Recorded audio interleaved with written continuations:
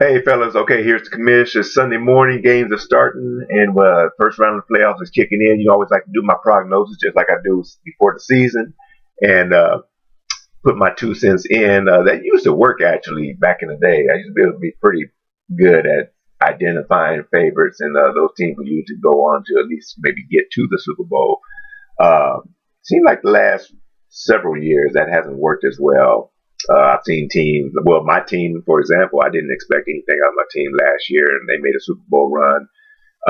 Bomb Squad, I'll never forget this. 4 or 5 years ago, came into the playoffs really not playing well and scored three 100-point games in a row.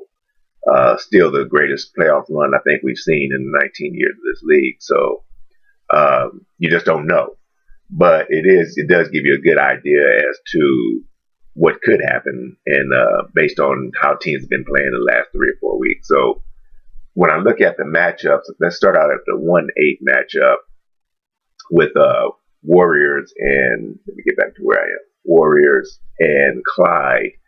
I think that's a very interesting game, and in fact, because the Warriors really haven't played well the last 3 weeks like they had played the previous 10 games. And the Clyde has actually been playing well. I wouldn't even look at this as being an upset if Clyde, at the number 8 seed, was to take down the Warriors, just because Clyde has been outplaying the Warriors the last 3 weeks. So I don't know if Philip Rivers. We all have had Philip Rivers at some time in one league or another, and he has a tendency to tail off in the last 4 or 5 weeks of the season. So I don't know if that's what's been happening with the Warriors or what. But either way, it's going to be really interesting to watch how that all plays out.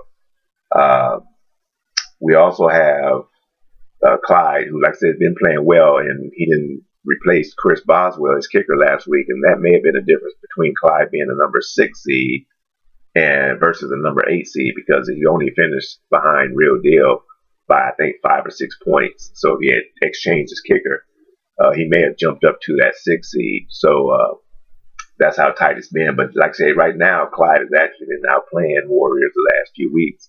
So that may not be surprising to see Clyde take the Warriors down. We'll see how that plays out. Uh, we have 2 seed versus 7 seed, which is Crusher and Bet Your Money. I fully expect Crusher to win that game. That would be an upset because Bet Your Money's been kind of mediocre down the stretch, whereas Crusher really has probably been the hottest team. That's why he ended up at number 2, because Crusher was down there in the lower rankings early to mid-season, and then got hot the last 5, 6, 7 weeks. So I kind of looking at Crusher as maybe an overall favorite coming into the playoffs, and fully expect him to take down Bet Your Money. So that would be an upset in that 2-7 spot. 3-6, Real Deal Illmatic. I think that's another good game. Real Deal's been playing okay, and Illmatic's been kind of up and down. So I think that again, I don't think that's an upset if Real Deal was to take down Illmatic with that 3-6 seeding. So we'll see how that plays out. In 4-5, Killer Bees and the Boys, probably two of the top 3 or 4 playing teams down the stretch were these two teams. I know both of these teams hadn't been under, I think 67. I know my team hadn't been under 67 points in the last at least 5 weeks. And Killer Bees been pretty consistent as well. Of course, we know what happens with Pittsburgh. If Pittsburgh scores, usually Killer Bees are going to score. And he got a good game already from Thursday from this Tyreek Hill guy. And punt return, I've already added 8 points on his score. So he actually has 8 points on top of what he has. That'll show up, I guess, at the end of the game on Monday. So I'm chasing a bigger lead than what it looks like. It's 12-11, but it's actually 20-11. So he got off to a good start. I got 6 out of Kelsey on Thursday, so we'll see. The Warriors got 13 points out of the Chiefs D, so that was a nice start for the Warriors as well, something that they definitely needed.